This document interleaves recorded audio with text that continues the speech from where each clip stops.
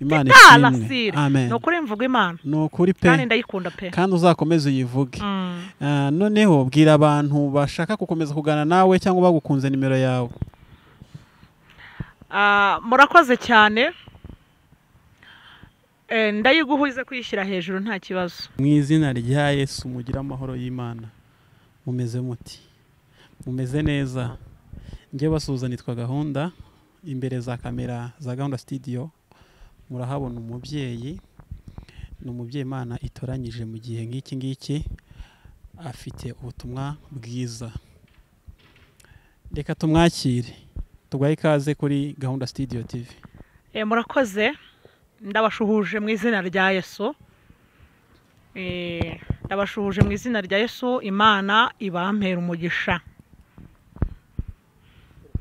Amazina rero nanjye nitwa Julienne Mukayiranga. Nkaba ndi umubyeyi w'abana 6. Nkaba ndi umukristo ukunda Imana n'abantu. Imana ibampera umugisha. Reka dutangire ikiganiro cyacu ariko tubanze tunasenga Imana. Yego. Kubaha Imana dusenge.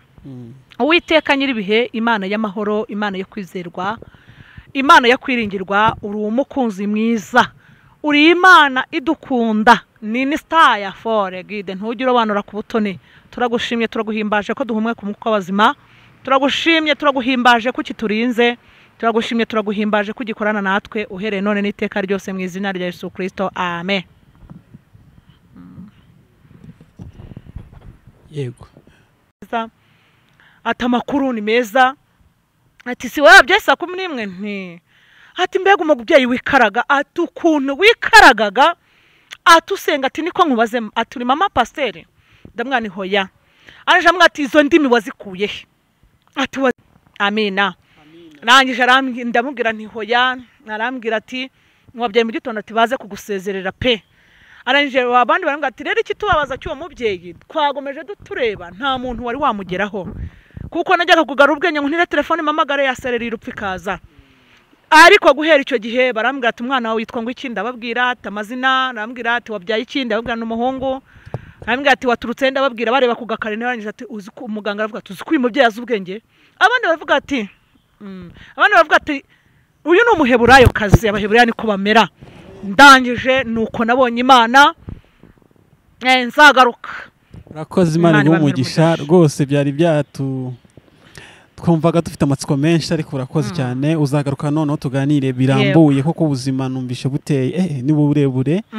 Ariko hashimwe Yesu. Amen. We wabanye nawe mu rugendo rutoroshye ubukabuhamya Imana utarya iminwa utarya indimi cyane. Imana ishimwe. Amen. Nukuri mvuga Imana. Nukuri pe. Kandi ndayikunda pe. Kandi uzakomeze uyivuge.